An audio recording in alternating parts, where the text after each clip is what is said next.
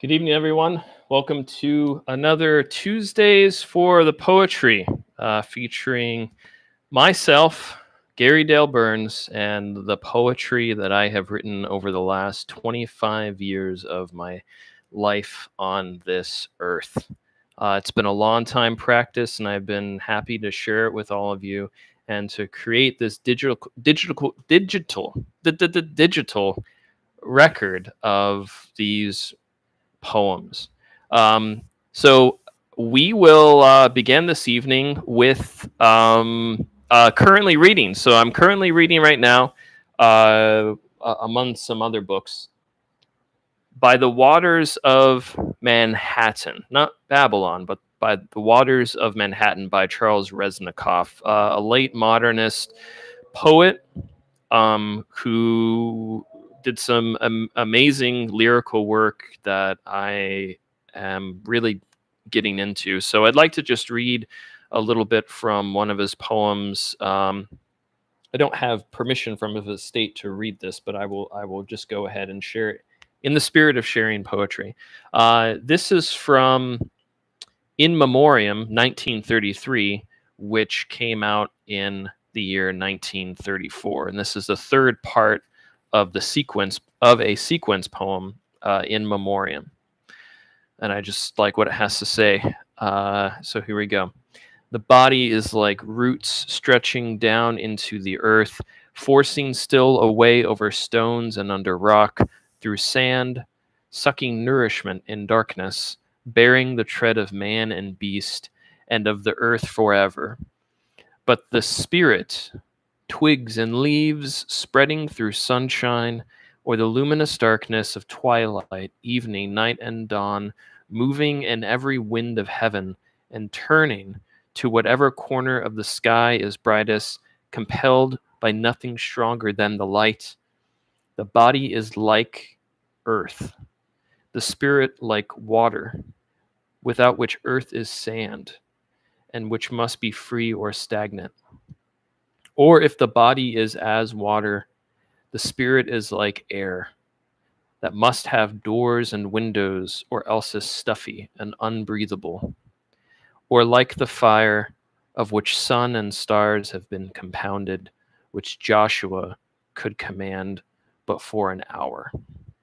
So just a little in there from In Memoriam, 1933, which is part of the selections. This is some selected verse by Charles Reznikoff. This was published through New Directions and as well as, I believe, Evergreen Press. San Francisco Review in 1962. So selected verse, but we just heard something from the 30s, from the time of the Great Depression, as well as the rise of fascism in Europe. So before we begin as well, I want to share the image that I shared last time, and it's an image that I found on the internet that will factor into a upcoming poem, a future poem. And it's an image of an actual building that really existed in Northern Europe. These are the clues I'm giving you. Again, just giving everyone again. In Northern Europe, and I will describe the photo as well if we've got visually impaired persons who are tuning in. And I just want to remind everyone, so the prize that you can win once I receive a correct entry, a correct response from the image I will be sharing shortly, you will win one of the last remaining copies of 14 Years, 14 Sonnets, which is the second chapbook that I publish under a moniker, self-published, G.E. Jarvis, which is a tip of the NASA baseball cap to one of the crew members of the Space Shuttle Challenger, who died in 1986 when I was just under 1 year old. So this is the prize. What I need to know from you is I need to know from you, what is this image? So I'll describe this one once more. So We have a rectangular image. About 2/3 of the image is a building. This building has 2 stories with spired towers on the sides as well as the top.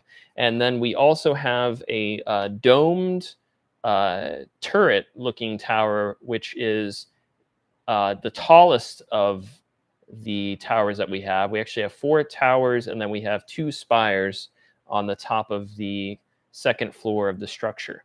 What is distinct, though, about this structure is that there are chains. If you see, if you can see, and if you can't see, I'll describe. There is a chain that goes all the way around the building, almost as if the building is somehow being constricted or chained up. And there's one around the first floor, and then there's one around the very top of uh, of this building. And there's a large archway, as if it could accommodate a lot of people coming through. And so that's on 2/3 of the image. On the remaining third of the image, in front of the building, we have a tall tree, a tree that stands as tall as the tallest tower in the image. And then, very oddly, in the bottom corner, we have a figure whose head is sticking out of what looks like maybe a cistern or a well. A head emerging from the depths. Again, this is from Northern Europe. I mean, if I could just tell you, if someone were to play this back and screenshot this, you could use the internet to locate this. But whoever has the correct answer, you can leave it in the comments of the recorded version of this reading tonight, or you can send an email to me at gary.daleburns@outlook.com, and I will put that in the chat right here for all of those of you who might have an idea about where that image is from. Again, this is what you can win, one of the last remaining copies of my second chapbook, which contains all the sonnets, at least the first 14 sonnets that I've read over these Tuesdays for the poetry. So I hope all of you are having a wonderful Tuesday evening. I hope you've all got a bev. I've got my beverage and my Bernie mug here. And I'm going to get started. So we have 2 years tonight. We're going to read poetry. I'm going to read my poems written in the year 2018 and the 2019. So 2018 was my last year at Bard, and then 2019 was my first year outside of school. The 2018 to 2019 school year was the first school year that I worked as a teacher at Gilboa Conesville Central School here in the Northern Catskills. But let's start off with some poetry that I was still writing while I was going through graduate school, which was really the most rewarding and challenging experience that I've had in my life. Academically challenging, very rigorous, and it's a wonderful program that they have at Bard College up here in upstate New York. So the first poem for this evening is called Traveler. Tabibito, to have a fever, uncool moment. The sickly man cools himself on the bathroom floor. Teach him lucky numbers. Temperatures change. World creation myths entertains a quality of life between burning ice and presenting starters with clean tableware. Millions gloat over cheap property. Rates of tolerance turn exchanges into sartorial blanks shot off Main Street. So they're renaming Petrograd again. Oh shoot, Mum's done. Gone is our little lottery of world play around with agape. That was written in January 2018. Next poem is called Stacking Firewood in Hudson. It's based on an old job that I had while I was going to graduate school, bartending in Hudson. And this is a poem that was published in the 5th issue of the music and arts magazine that we have here in the Hudson Valley called Chosen Family. So this was eventually published in August 2022, but was completed in 2018. This is Stacking Firewood in Hudson. Stacking firewood in Hudson for the stove mouth, open to any denizen. Plinth crooked, rows of columnar cut limbs nevertheless guide drafts in and up. Where won't they go? Orange red the sparks bark over a lithe rug, the very one Diogenes the dog had lain on, not as if he'd warm himself before these cosmopolitans, chancing for a little taste of real estate. World proven in their of the world non-locality, a global finish. We are selling and they are buying. Community? Bottle up the honesty of brewers as a confirmation bias. Money's whims on the whiff of a hand changing bills, then back to a stack of firewood in Hudson. Okay, next we have Money Pitted.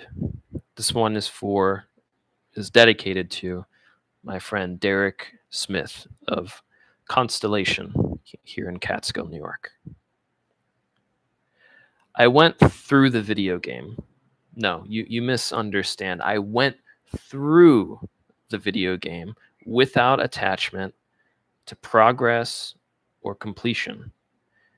Deepened whirl grooves, flex the aching joints, pushed into controllers that admitted precisely their lack of control. Yet such palaver submits hours irrelevant to space bureaus and a stage hypnotist displaying the unconscious.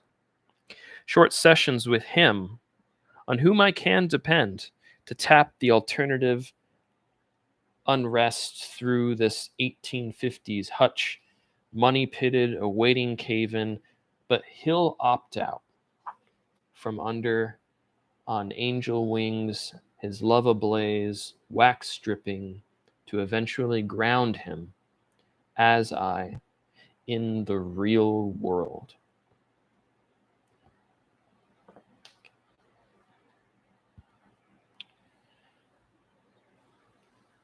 Now we have to the employment program kids. The employment program still is at Hudson Central School District, where I did some of my student teaching, and I sat in and helped some students workshop job interviews. And this was the advice that I couldn't exactly say to them then. To the employment program kids. In half an oyster shell, all the angry words you'll eat.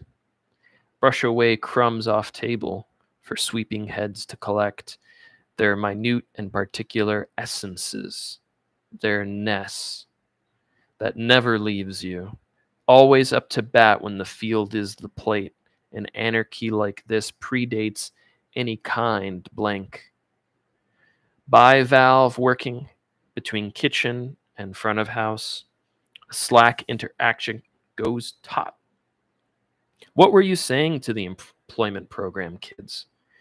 A scholarship's worth of baloney about service, industry skills, interesting people, tips, getting lit before, after, or during, the train hopping that lands a custodial hero in every hall of the earth.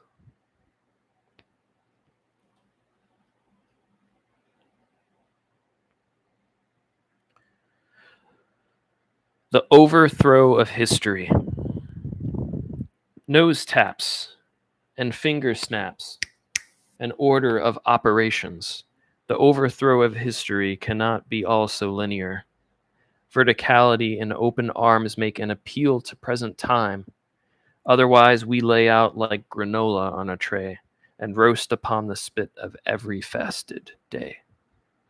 What is sufficient?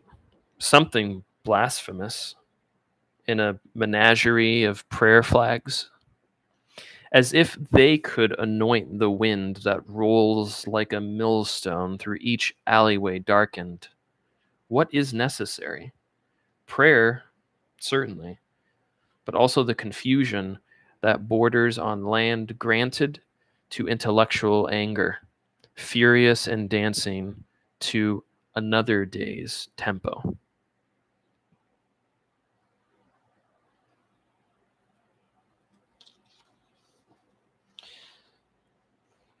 So we've got some more poems based on experiences around my last year at Bard. I was working two jobs actually. I was working at during the daytime at Scribner's, specifically in Prospect, which is the restaurant attached to this hotel lodge that is in Hunter, New York. And then I was also working at this bar in Hudson, which I will not name, which doesn't exist anymore. So I did that on the weekends, the bar on the weekends, and then I did shifts during the week. So this is an experience that is about something I experienced there um, as a server of a work retreat, but it's also about the experience of men who don't know how to fully grasp the hopefully coming equality of the genders in the workplace. Um, so I'll leave it at that. But this is Webermacht. 30 women in their 30s on their company retreat, wearing dresses cut for farmers' daughters, ordering up drinks. 30 businesswomen with celebrity appeal, carefully filtering what thousands follow and witness of their lives esteemed successful and worth coveting. In a local cluster of galactic pulleys, attention's only bidden when the waiter's call brings another Fern Gully. A man in his 30s delivers the next round. From a tray, his head on his shoulders dips down, attached to a beard of honeysuckle, oil levitating empty crystal. Younger once with a cleaner face, on branches well picked over, he hung to win favor from pickers in their 20s who stooped for common clovers. Their drinks in coops in Nick and Nora's, brought to mouths, daring and prodigious, pitch and toss, make ineffectual gossip, calming waves between their synchronized, self-adulated femininities. 30 women in their 30s on their company retreat, own in every single gesture, walking arm in arm toward a common enough brink.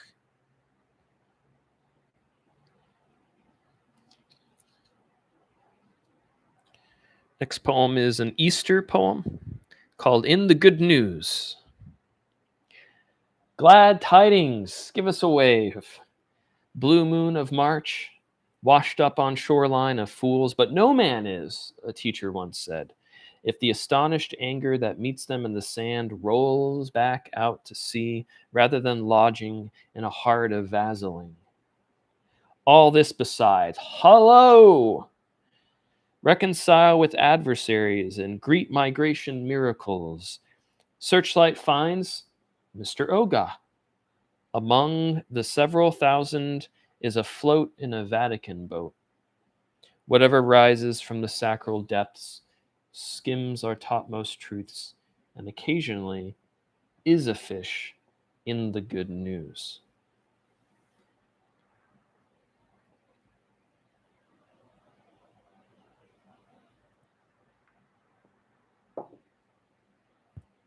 Okay, next we have Jazzman.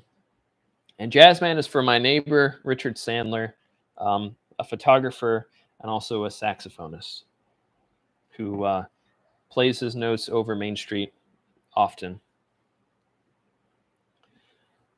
Slowly loosing notes, they tumble down and out, the crack of his windowsill from a brassy woodwind and spill onto Main Street.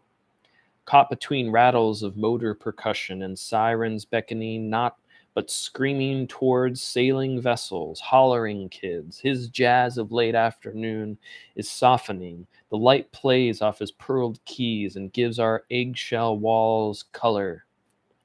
Then, all but silence from his brick and mortar tower.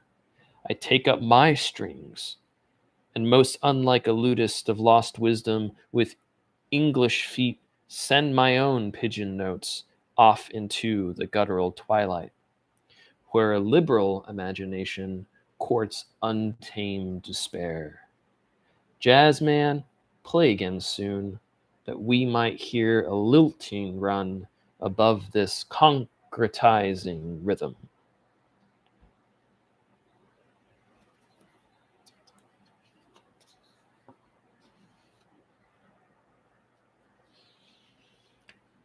Hope you like that one, Gary Lime.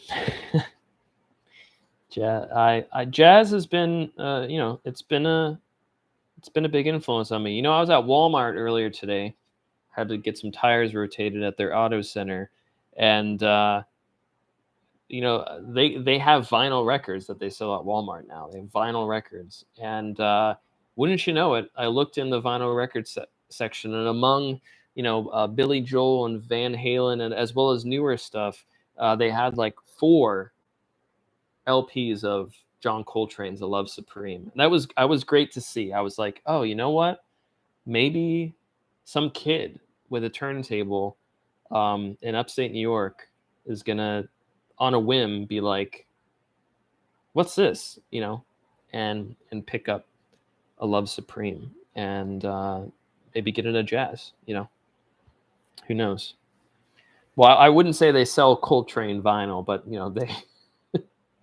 they had 4 vinyl pressings of A Love Supreme, which apparently it's still apparently in print, and yeah, they had some trash, but then they also had some good stuff.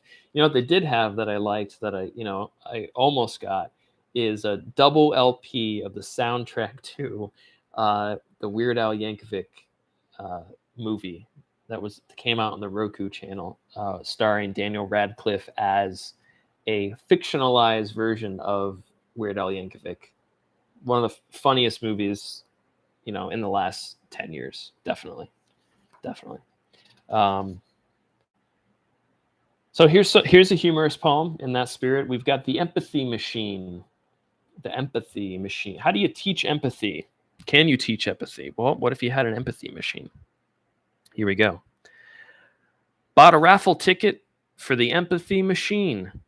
Bonafide, well insured. I'm waiting for the call now. Couldn't be at the drawing. No siree. Had a night and bodies grieving the mind. Sitting up a while now. Could be any minute. Bought just one 'cause it only takes one. And I'm not adopting some code of conduct or practicing an impractical logarithmic tude. I need to feel a feeling felt by someone new. Outside this circle, drawing with dry hands, this empathy machine ought to do the trick. To plaster up a singing microphone of woe that sweats my hands are ringing and makes you a verbal tick.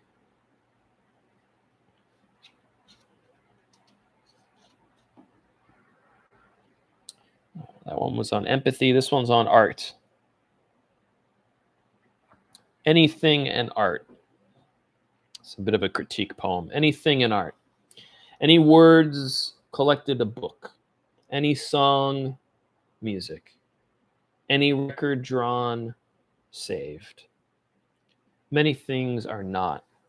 Many words shoveled fill lands of unmaking, where we drink such swill. Failure of the teachers, success of the market, a bargain with Apollo, or the dogma of self-expression. Upon pain of death, of insignificance, We are and are not. Celebration ends, and meaning made we shall go, gallantly streaming.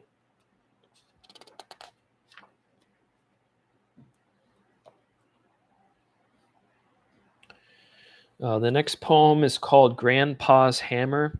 It's for William Harold Reno, my grandfather who passed away during the COVID pandemic, not from COVID, but from cancer.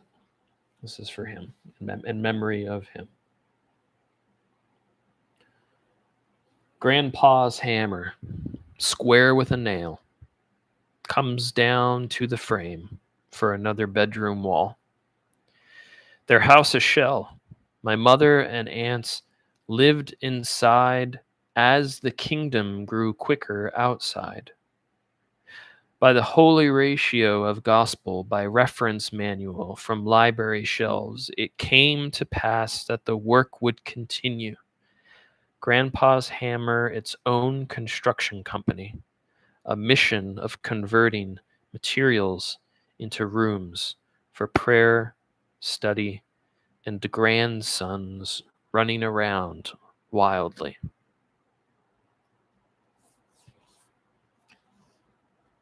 My grandparents and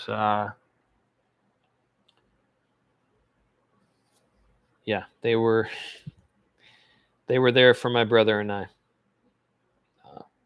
We were younger, helped raise us.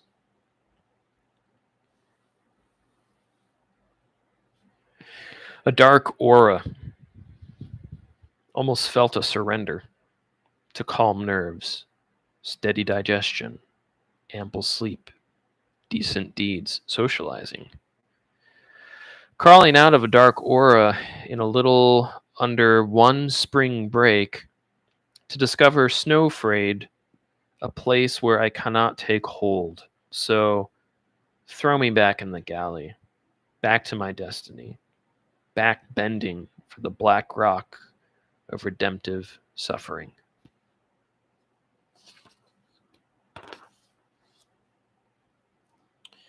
No title on this next one. Untitled poem.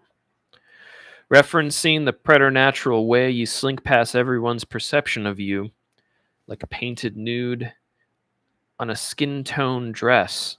From afar is a sight, a remote view, the closeness of which cools their gobsmacked idea that you were that transparent to the constituents of no party.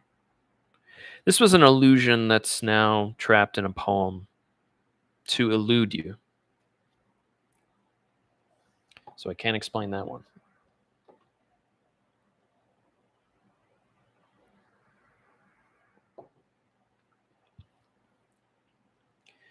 Bicycle smile. Bicycle smile. That's a nod to the T.C. Boyle book, The Road to Wellville. We noun the verb, but which came first? Things given their name are held by a maiden who could use a laugh at our cupidity. Bicycle smile. Her feeling is the thing. An act of cartwheeling takes the breath away. So we cannot speak to name this thing that Saint Genevieve pleads with, man-child outside past the garden gate where we bleed carpentry. Color. What sky is it? A mother knows not to foreclose the city they raise, but to plant again a fantasia of possibilities we may or may not disdain. A number of these poems are in my second full-length manuscript that, as of right now, still bears the title Beneath the Schooling. Beneath the Schooling.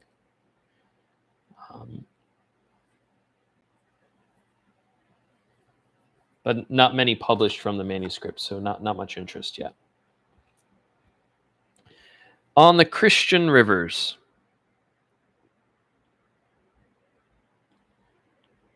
I walked through the door of dreams, and from beneath my mask of sleep, what did I see? Another threshold to cross, a staircase I could not mount, an act I failed to commit, though intentions were fluid, sanctioned, and failed. Permission as night emission, and yet the organism orgasms not. Desert air. Poof. On the Christian rivers, these are wheelwrights and coopers trading soporific tales for caffeinated thrills. People are the strangest beings on a wakeful or sedated boat, moored at the gravity well we so happen to be birthed. With an animal thirst that insatiably leads our best dreamers below deck, below zero capability, barely leaving bed. For the unwilling sunrise mercifully shining between shade and eyelash, whipping me awake to the responsibility of sight.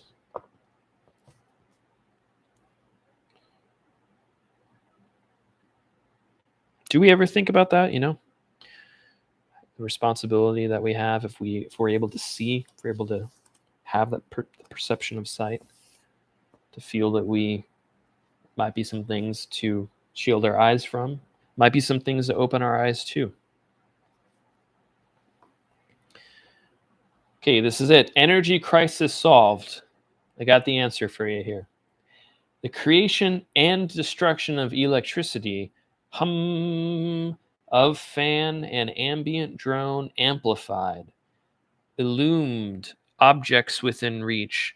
Subject perceives a diminishing range of deepest dark to noonday light, shortens life in the vision of another land, free of crisis. Energy never lost, never really. Cordons off like police tape the absurd crime. Criminally weeping, the transformer explodes outside and makes a fire.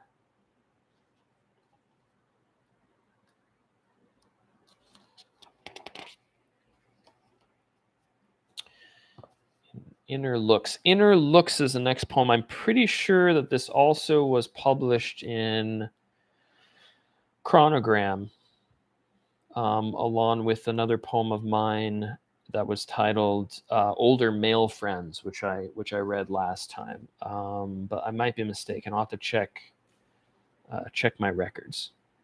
But this one is Inner Looks, looking inside. Inner Looks.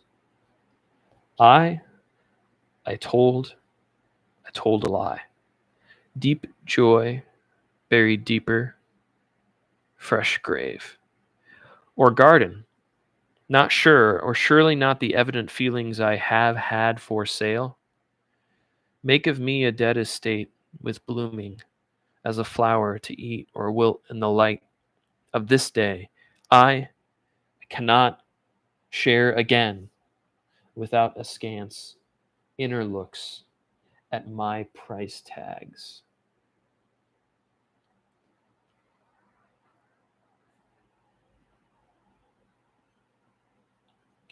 Okay.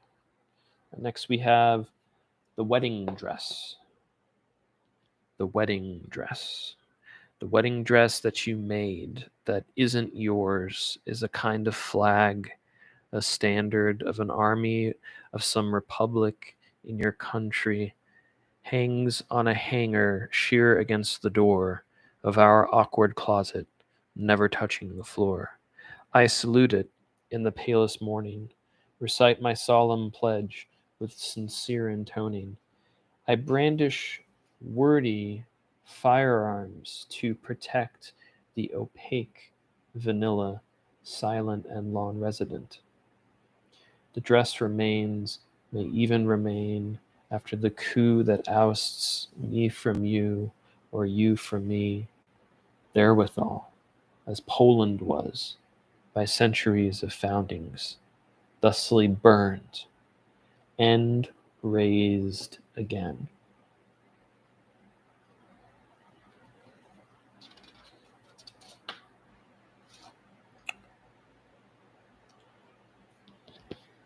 I don't have a title for this one. I think we can just call it Overdue Book, though.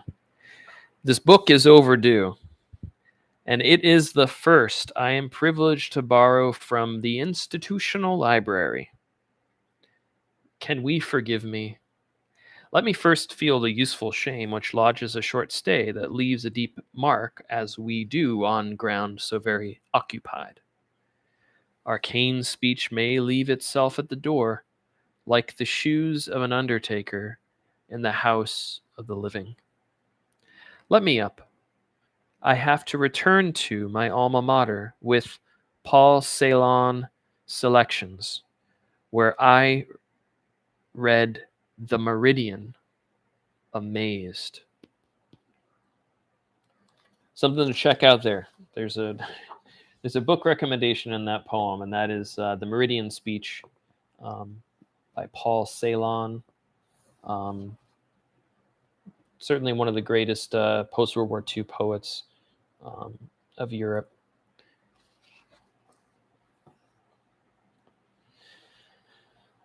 Next, we have another journal, which is the opening poem to Beneath the Schooling. My second full-length, still unpublished manuscript. To begin again a journal in time I no longer have faith in. Don't think I have the will. I tip over paper and empty myself so it may have me.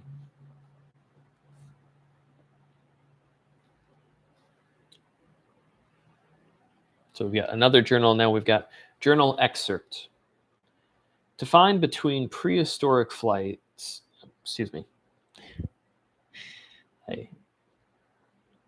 I saw something that wasn't there. Journal excerpt.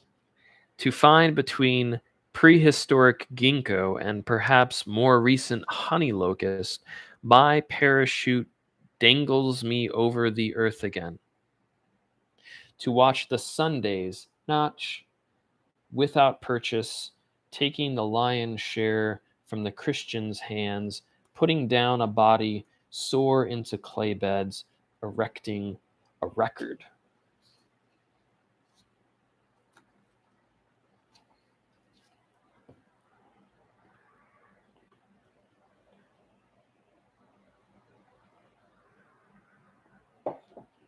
Okay, we're about halfway through tonight. Next, we have voting season. Voting season, and this can apply to any voting season in the United States. Midterms, national elections. This is inspired by my many drives up into the Northern Catskills, into the Schoharie Valley, to Gilboa, Conesville. And any of you who drive on rural roads upstate New York, you'll exactly relate to this. So here we go. Voting season. I slow down for the plural noun of wild turkey, with graceless and ignorant pecking, a clan of stupids, crossing with brood that grow taller and wider every week until that week when the chute cracks open cool air and breaks up the family. Just before I pass the apple tree of a New Jerusalem, American bald eagle, wingspan arching, a majesty rising like Athena's visor, then obscuring itself past the field's tree line. I park on the shoulder and wonder that one bird so elected could ever become endangered, while the other thrives because it will always be devoured.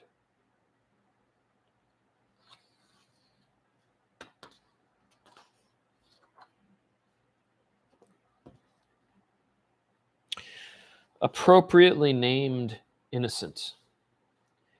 Appropriately named innocent, the shaken baby rests its head in an empty carton of cigarettes. No Wayback Machine, no cookies, as other things are baked in a kitchen. Quieter now, with the keyboard jihad and Kremlin inside Stupor bends futuristic toward infinite leisure and equal exploitation for nearly all outreach. Fingers crumple a sheet of paper into a ball, nothing but air, bureaucracy over the wireless fidelity. I forget the saint of telegraphy, but remember a stretch of candles lit like an ancient runway.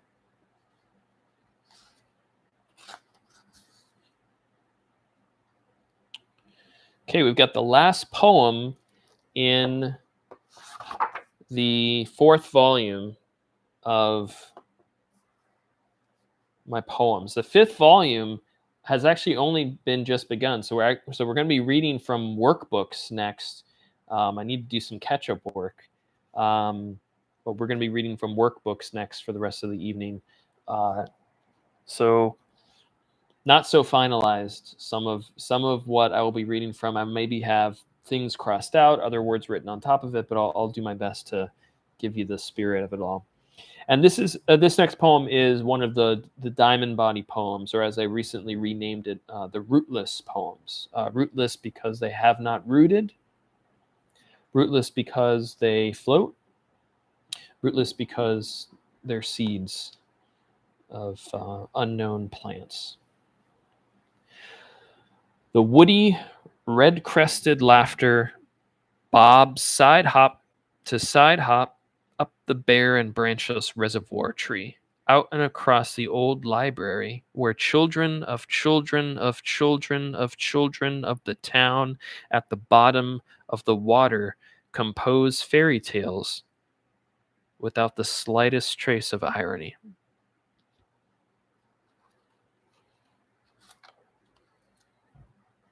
Okay, and that's it for that volume. Now we'll get into one of my workbooks. It's a small workbook.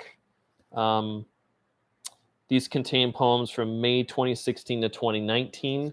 Yeah, a lot of work in here.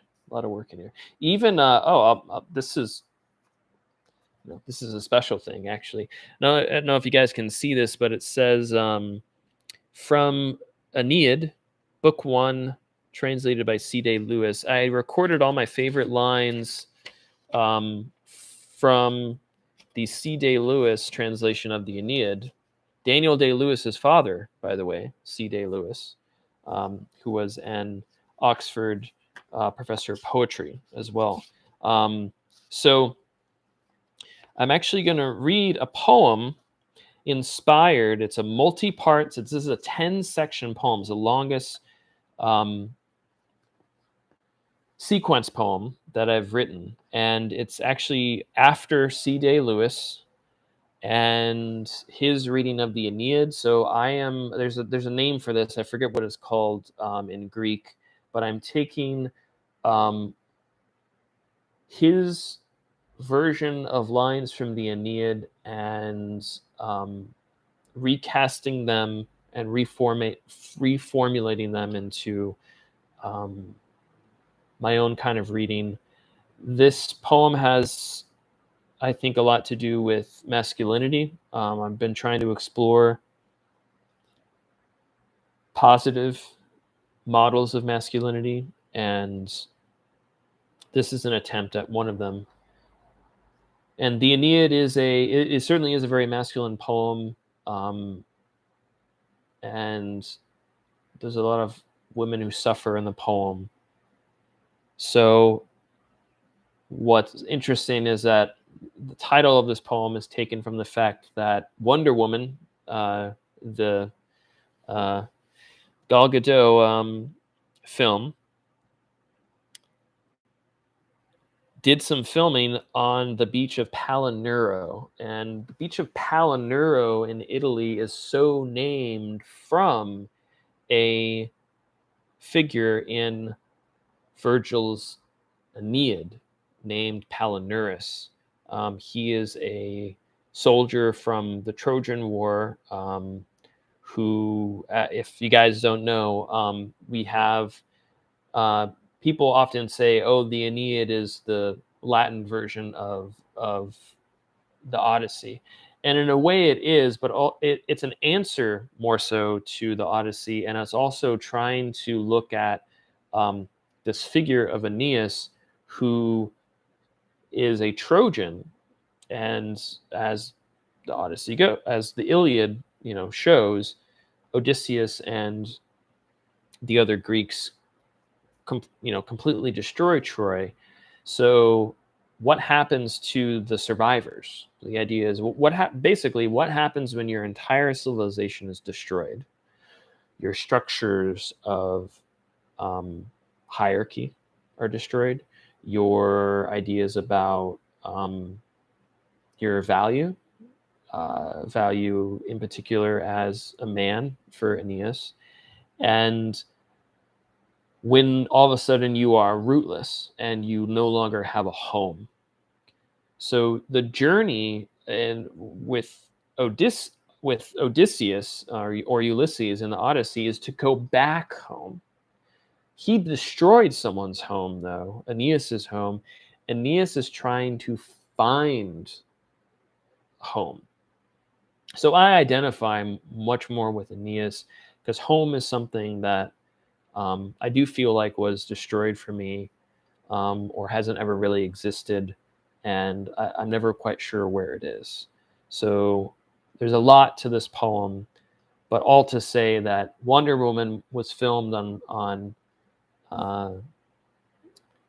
part of it was filmed, the beach scenes. If you watch that movie, not Wonder Woman 1984, but Wonder Woman, the first one, Chris Pine washes up on the beach of Palinuro. Very white sand, very white sand, very crisp blue water. So this is the poem by Gary Dale Burns, Scenes from Wonder Woman, filmed on the beach of Palinuro, after C. Day Lewis. 1. May we not converse straightforwardly? You give me to wear this cloak of invisibility, but our invisibility is of ourselves, and so we strive to become naked before we are nudes, without mirror in the apple of our legion. We might not be willing to read the scribbles in the dust at our feet, but our attempts to follow will give no giggles. The company we keep join hands in the pure air of this land under the sign of Saturn. Just beyond, a cordon of fire, star flocks migrate slowly across the wide sphere of the seventh summer, folding into autumnal glow. The rank and file torn between contraries, like straightforward conversing, and true selves opposed to weak wills. 2. At this moment, sacrifice loses its suffering. The bellowing bull will return to its altar, shrug off mud as if it were entering a stable with manger of golden hay, now insensible to the violence of an ill-aimed blow, a wound he will display as both an absence of vanity and a valiant proof of witnessing. In an ambient shade, the coyotes with whelping at bitch teats will howl and tear the milksops away. Marauding in the black fog of a city without stars, the desperation of Manhattan will soon be as the ashes of Ilium. We will paw at the island like a great trunk that once was mistress of Asia, tower or towers of suffering that devils will try to keep grasping like phantoms of silk in their gravelly hands. Leo Coon, climate scientist, skeleton picked over by the scavenging winds, the horse, capital. 3. Forced to chew our tables? Well, if we have the wood of your javelin thicket, we will never run out. From the copse of hemlock shedding yellows of winter eve, of famine, the ghosts stiffen like mortar between old tannery bricks. You shout, aha! This moment, when the canvas swells, and I begin the writ again in the somewhat southern winds, but it doesn't last, and brings the convulsions of our mother back, tremors like a never-ending pregnancy. Our legion falters. wishing they had plow handles in their palms than hilts, plows as fingernails then, scratching relief funds. How many of us are firstborn? How many the favorite shoal boil, born while the Hades reigned, while the Hyades reigned its cup full of fortune?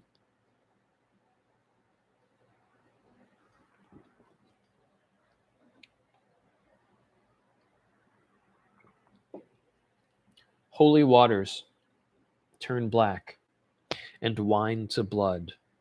The delusion of two suns in the sky shadows this way and that. It makes one wish blow out the last birthday candles of the earth, for us all to come under some new law, receive a slice, convict ourselves by cowardice if we can't pray or snidely ask soothsayers. Dido has a different music today than was heard in Carthage in her dewy darkness. A cloud rack cannot hold bipolar wind that hurries away on mercurial feet. Men who in other countries are above the imbalance of rumor that tightens modesty's bandeau and holds heroic chins upward to ascend. It takes but one spark to burn through purple to nuanced gold, so loyal to passion, committed to the drift. 5.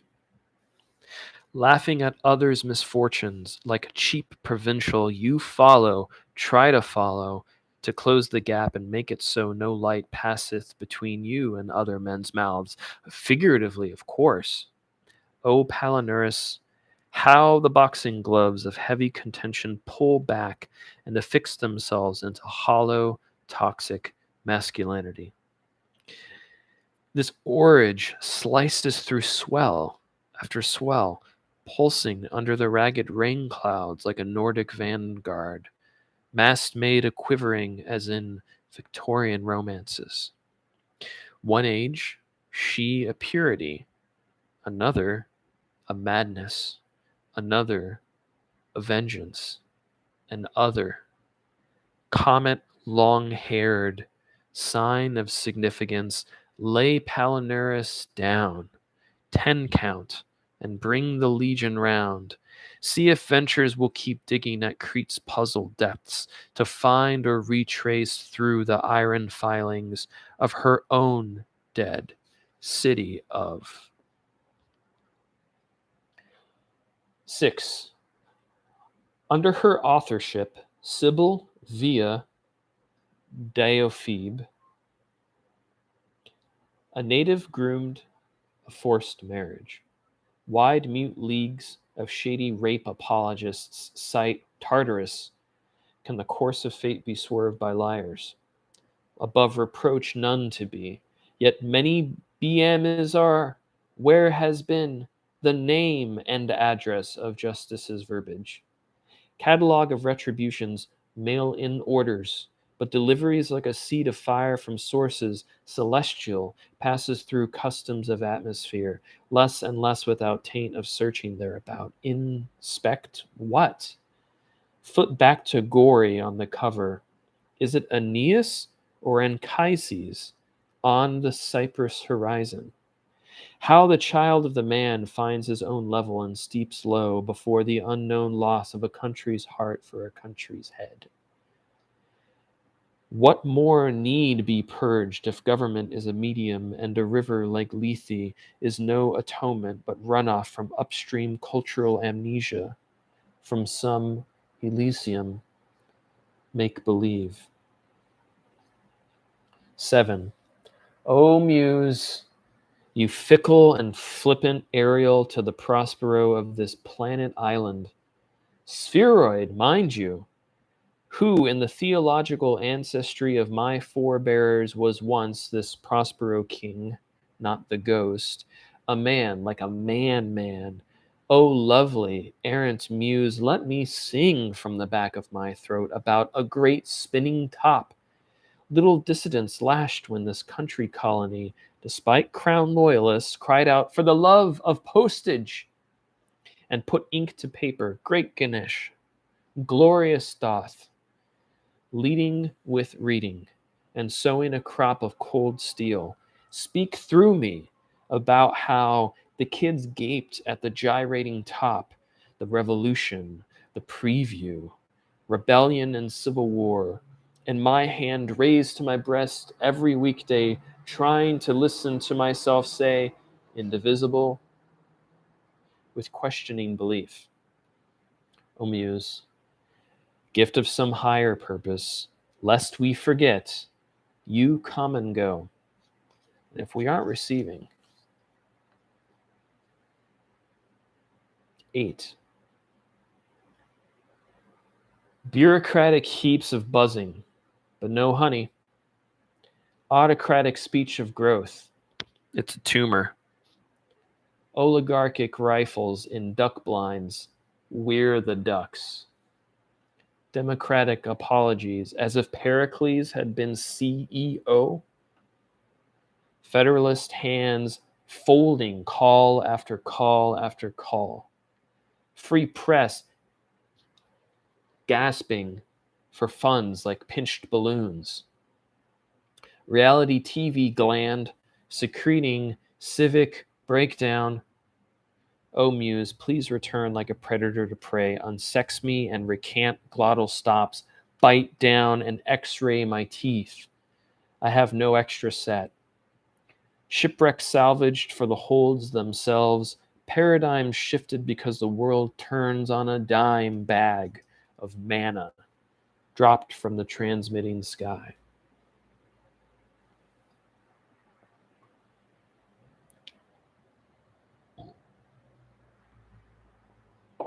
Excuse me. 2 more sections.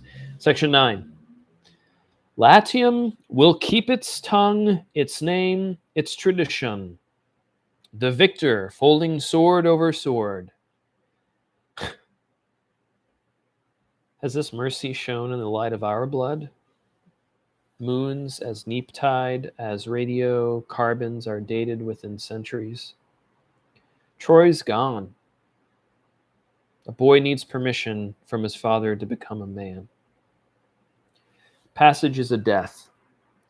The mass sinks down as sexual maturity rises up, mushroomed into rites and worship which no state can protect. Godliness stretches like a cat in the sunshine. Cathedral of light, of an age rich with symbolism, ablaze in an age of literalists. Latium without its tongue, and yet it is spoken for. Virgil will be Virgil. The godly woman sends the goodly man under cover to guide the wayward poet, the exile on No Street. When we are exiles, who shall guide us? 10.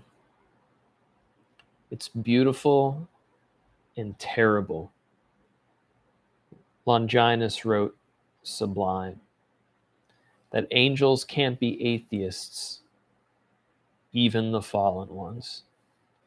Our legion, like that third departing from bliss, a host in itself, inward humming, following some royal sense of dutiful overload in hexameter.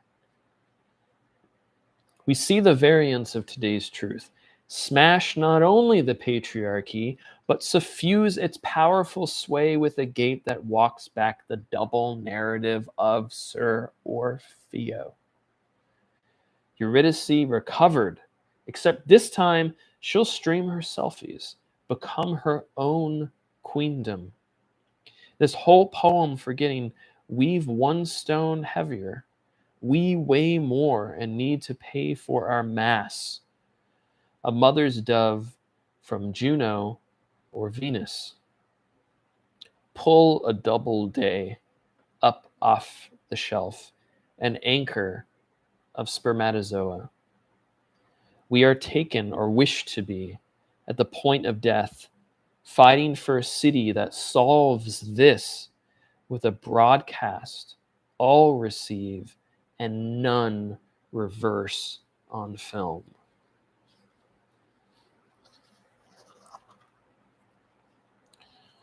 So again, that was scenes from Wonder Woman, filmed on the beach of Palinuro. That took 7 months to write, but I'm proud of it. All right, let's get into my other workbook I got going here. This is from December 18th to 2021, and we'll be reading the remainder of the poems from this book. We've got the last poem of 2018 here, the last poem of 2018, and it's called Northmen. Northmen. So the Scandinavians. The Scandinavians in Northern Europe. We've reached our hour mark. All right, let's go. Hand of flint. It, the tinder. Inflaming our lust, making the embers glow. How with some ritual and how with full inheritance, this pull asks for no redressing. Northmen were known for the sacking of, the raping of, the burning of. If nonlinear time is a flux of recurrent space, iterating motion cycles of tidal beginnings, of builds, shoehorn built-in destruction. Self-knowledge is replete with fleeting bodies, transient load. In a warmer world, we gradually, then violently come into the boundaries between flesh and rock.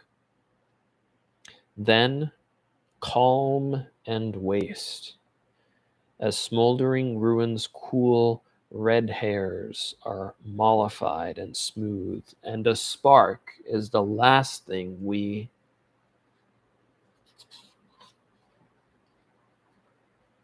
Okay, so that was 2018. Now we're moving on to the 2019 portion of this evening. Not many poems here, not many at all. Some longer poems, but I think less than 10. So this is a poem called Munch's Shadow Box. Peter Watkins, I believe, his film that is a biography. It's a biopic of Edvard Munch, who, of course, most people know from his famous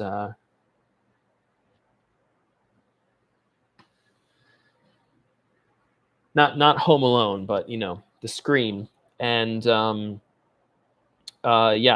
has like a 3-hour biopic that he made, and it's quite incredible. And I remember seeing it at the Guild Theater in Portland, Oregon, an institution that I believe is now closed.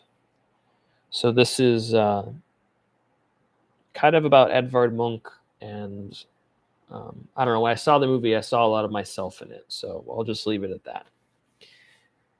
And so I'll etch confessionally a sketch of younger me, eternally bit into copper. Strands of sun beguiled my skin with freckly love, and my mind an unforgiving lover. Like a dark angel unopened, she showed me a box to open when I returned from some mosquito feast made of my body in a marshy East Texas car park. Before I left, we blended fluids of such viscosity that under a red fort moans divulged themselves, most unneighborly, from my studio apartment. But while we were apart, I made a moan secretly. So upon this knoll returned its grass vibrant green, the sun alighting everything of you and nearly everything of me. I spoke of the moon cut down my shade by opening the honest box with weepy pus-clotted bites on the backs of hands you pushed away. Ruin. The sun burnt, and the sweat-shedding pores, and the chills ran up backs, goose-pimpled arms, and no matter the pleading and make-up sex, our love slowly absconded. With I took the stone box of that honest hillside, shown me by a dark angel, to throw in that river on the banks of Christiana. Much later at the cinema, behold, a painter's life, painted another box of brick and slime to nest within frames shot by Peter Watkins on Munch and his symbology. It hit me in the melancholic face of black marbled apostasy, my confession to her on the knoll. This revelation was setting a vampire from a tomb disguised as an altar. Clarity, what was honest in me, wasn't honesty but cowardice disguised, and my compulsion to numb my monogamy when that dark angel flew away with my naivete, which was a blessing. It was like speaking great-like the word tour suddenly had meaning after I returned from another trip, from another confession.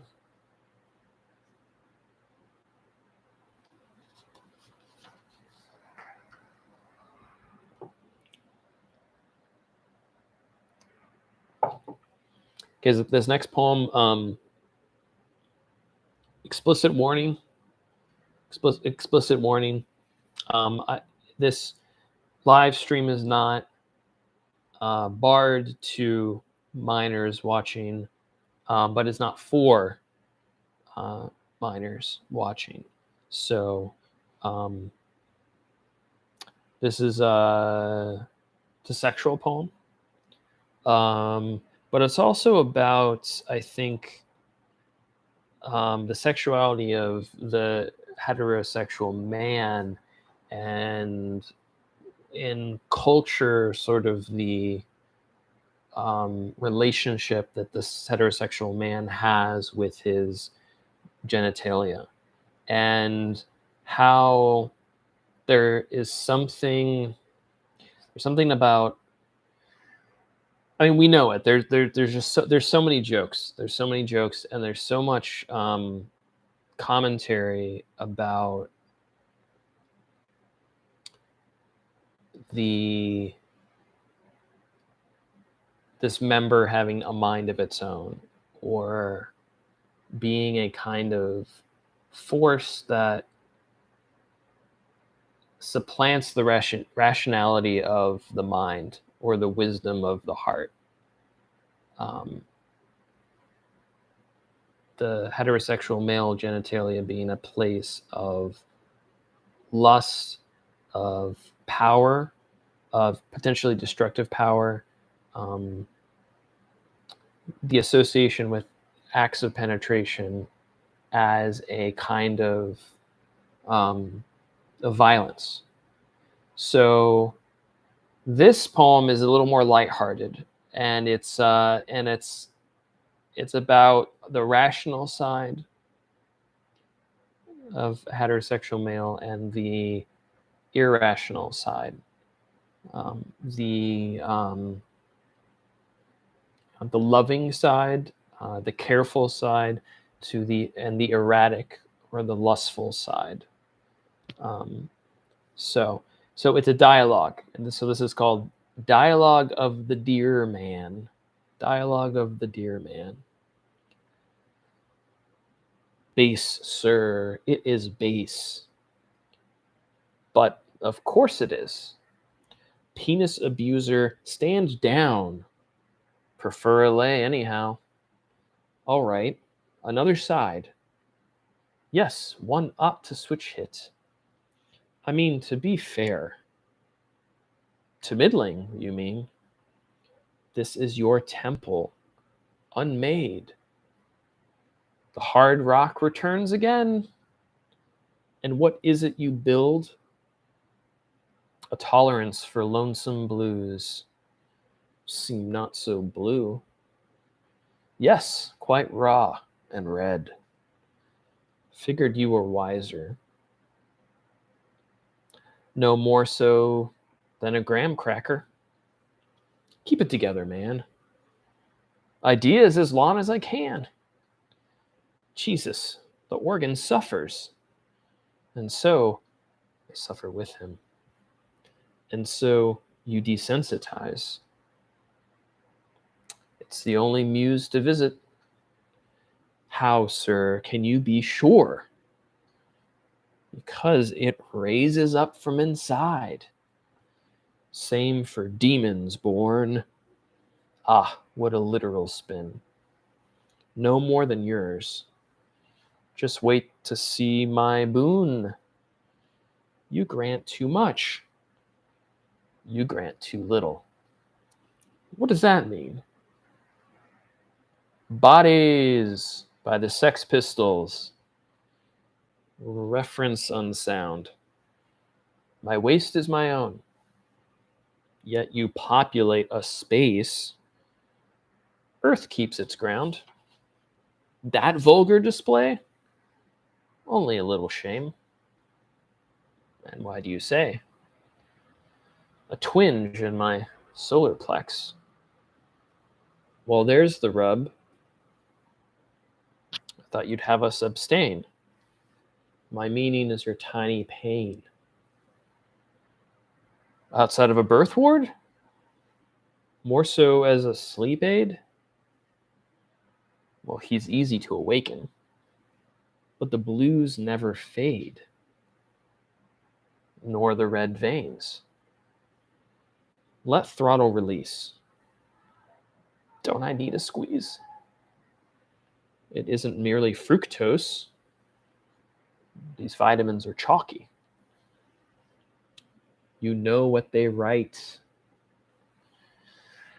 The old wives' tale, which needs no literal spin because it's an image that's ruined. Maybe not ruined, but blurred. Makes a fleshy transience from the corner of a blind eye. Human form descried. We're making music now. Could be what we're after. Not somebody's daughter. No, the hot girls are wanted. Wanted to be loved? Well, we can't call a sigil love. A vigil, then, over screens. If the unconscious parts can wake. So sit on your butt. Lay dominance. Rest. Cradle. Hands will work. Keep submitting.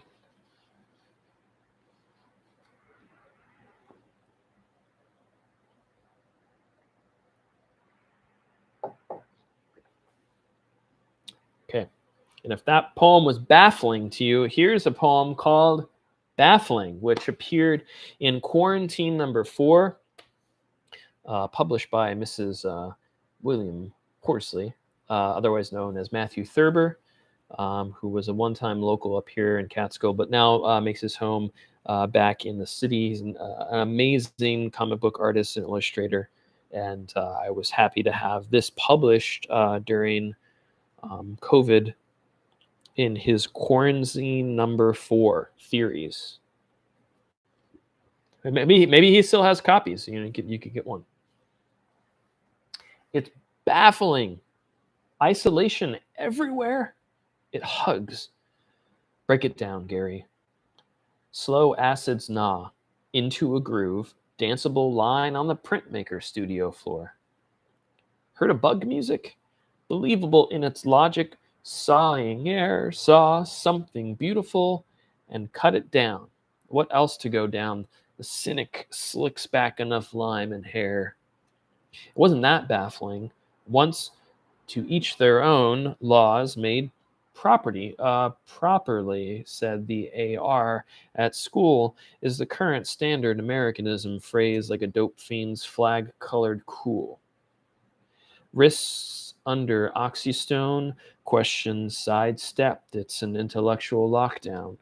Outside a human interest piece, the parts about resiliency, justice, and trauma triggered by the folds of a chatterbox.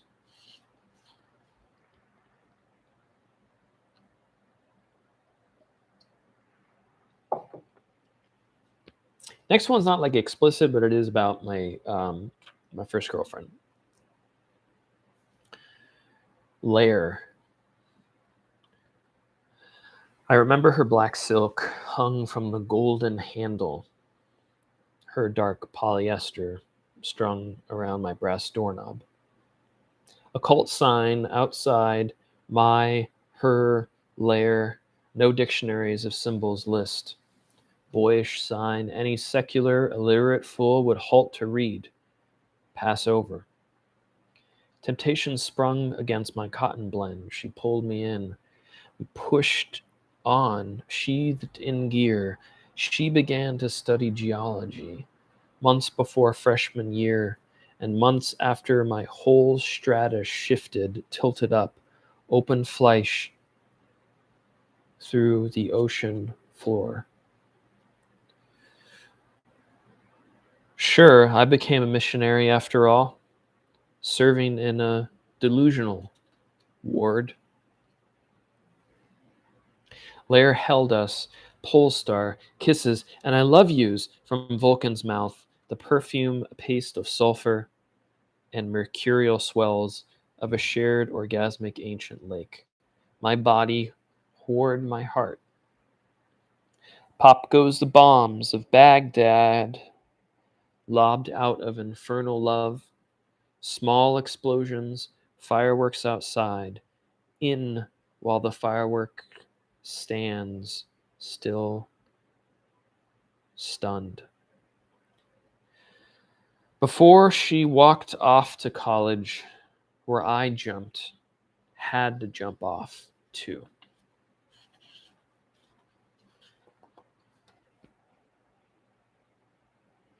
No pictures. That's just the name of the next poem. No pictures. We are the planets spiraling around the sun, Earth. Each octave nested into each octave like singing Russian dolls. When we die, whether man or cockroach, our souls go to the moon. Beautiful desolation. To understand means to connect, like a block of Legos, into the assembled spaceship of knowledge. Use your hands of being. But we make of resources things which have no picture on their box. No apologies. We are something different than nature, within which we serve and are served by, but we don't deserve this divorce from it. Break the legs with knees you can't leap over. Cleverness weeps never. We are that which transforms. Trademark not owned by Mattel. Read the flavor text, though no description sufficeth. No description, no pictures. We can't define what we are as human beings, no matter what the transhumanists say. Not trans people, transhumanists, people who believe that we're moving into an era in which humanity will be transcended by some form of artificial intelligence or a biological thing which will evolve and supplant us. But who are we? That's an eternal question. Can't foreclose that question. You really can't. It's not my opinion. Okay, next we have Hanging Knives. This is inspired by Charlie and the Chocolate Factory and the wonderful performance of not only Gene Wilder, but the tinkerer whom Charlie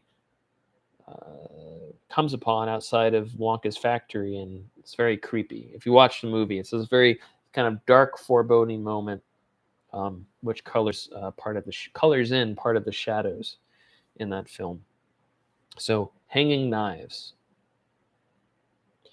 If there are any faithful, hear me, because we have not left the caves, because this paint has never dried, because the trail led nowhere else. You will need to begin to resist yourselves. Plasticity within and without, self-fashioning upon two poles, one. North and South's magnetism weakens, but then the animal will strengthen as often as we feed and pet it. If there are those unbroken of fast, on no pulpit, in no congregation, with no theater or classroom, without lectern or students, sit with your lessons. Give yourselves a sermon. We are this multiplicity, chiming and shining like hanging knives, cutting air with too thick an instrument to catch the flesh of time and space. Unless the course made finer, we unite what we divide. If there are any poets left, not aping old forms like this one, not touring with pop star aplomb, not wishing the hierarchies unbroken, hear me, don't hear me, let ears that hear go on listening.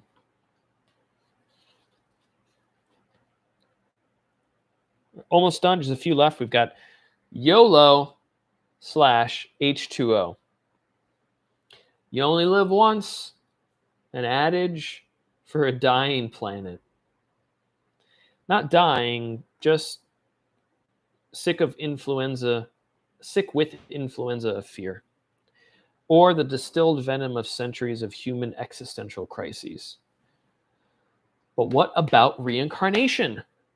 Well, the mind chirps over descriptions of genocide without cemeteries, without memorials, new 30 years of war. Geiger counters alone are reading the carbon dates, and likewise literacy decays like teeth in a floating refugee's mouth. Trade it in for a ticket, or tickets will be the trade. Scalpers of skin and entertainment rip a new hole there in the lowest chakra of the earth. So what? What's so great about books? Or living like lice on the backs of billionaires and political poetry screeching, kill, kill, but softly exclaiming like an underwater Jim Morrison where black leather makes one a seal, over the under, spill, out in the hallway. They know that my lecture's over, and I become for them just another person. That dirty word from the 17th century which tyrannizes me endlessly. That and the word interesting. Only a 15 to 20 year difference between us, and already I'm the Dan Fogarty of pop cultural referencing. Something is rotten in Scary County. Besides the body my students say was left at the bottom of the reservoir 100 years before, when balconies, spires, and awnings of Gilboa were burned and sunk beneath the water out the window, meant for the Bronx, Brooklyn, Manhattan, Staten Island, and Queens folk. But not these kids, by the goddamn sight, by the best damn sight.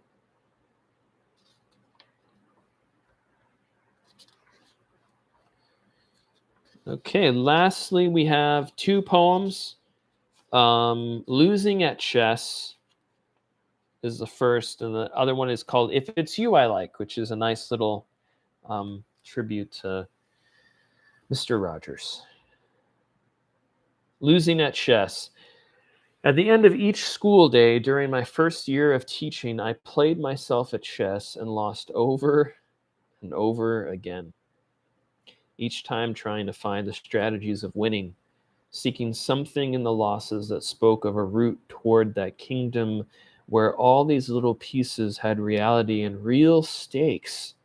Stakes like I had every day year one, as in a new face in an old place, which isn't anything peculiar to this life I've led or have been led to in front of teenagers who feel pawns are what they are and take comfort in multiple choices, delimiting responses and demarcating freedoms, flattening and simplifying life into an alternating black and white field. But here in the West, we fight for and against this scheme, the swindle of future promised, with future wrecked like the Deutschland. It is their inheritance, and they are unaware of it in their chariots, speeding over this battlefield. But I am no Krishna, though chess likely originated from India. Ah, another loss. And the lessons won't write themselves, but the self is always the subject. So when in doubt, castle, as Vonnegut Sr. said, and look to no royalty but your own at the end of a school day. Okay, I hope you guys have enjoyed this evening. I got one more poem, my Fred Rogers poem. My mom grew up on not Richard Scarry. I grew up on Richard Scarry. She grew up on Fred Rogers, but then I also grew up on Fred Rogers because I definitely remember watching a lot of PBS as a kid and seeing that and enjoying the good vibes, the positive masculinity, you could say. So the alkaline masculinity. Okay, if it's you I like, looking into the mirror and not at the screen. If it's you I like, giving vision to the unrest inside, there is some forgiveness of the small illusions. If it's you I like, recognizing the faults in others is a recognition of faults in myself. If it's you I like, stumbling ends up looking a lot more like walking than falling. If it's you I like, what inspires you to use aubergine instead of eggplant is not exactly pretension. If it's you I like, choosing a form and letting a form express itself can both be a function. If it's you I like, we smile and show each other what happens to be stuck in our teeth. If it's you I like, there's a poem beneath the poem, and you can see how the roots grow. If it's you I like, suffering can be the naked child who will always be given a coat. If it's you I like, this comet passing by is more signifier than signified. If it's you I like, the task at hand will be no more chore than breathing. If it's you I like, 20 years of poetry without credentials is worth something at the open mic. If it's you I like, and also that I dislike, we may have a taste of another self. So that's it for tonight. Finish my bev here.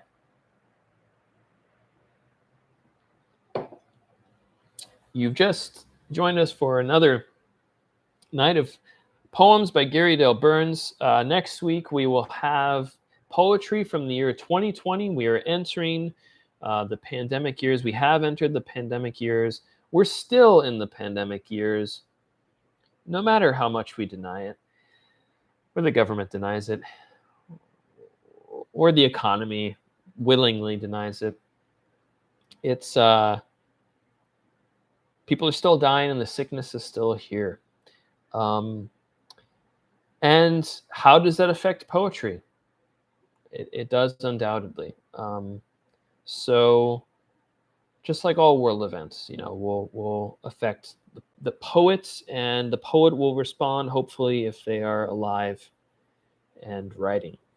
So I'm your poet of the time here, Gary Dale Burns. Thank you for tuning in. And catch us next week, next Tuesday, our first in August? Or do we have one more in July? Let me check real quick. Gonna look at a calendar here. This is so embarrassing. Uh,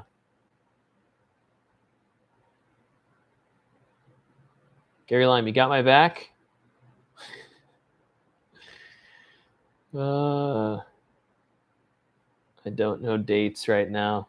What's the day? The 25th? Yeah, I think next time will be the first one in August. Let's just say it is. Anyways, I will see you for next week's. It's the first. Oh, that's so great! Isn't that great to start the first with 1st of August, Tuesday, with poetry? So I will see you for poems from 2020 on August 1st, 2023, for another Tuesdays for the poetry. Thanks for joining me. Read some poems, and there will be a special poetry presentation as well on that 1st of August. There's the Seeley Challenge, which I'll tell you about more. All right, take care and have a good evening.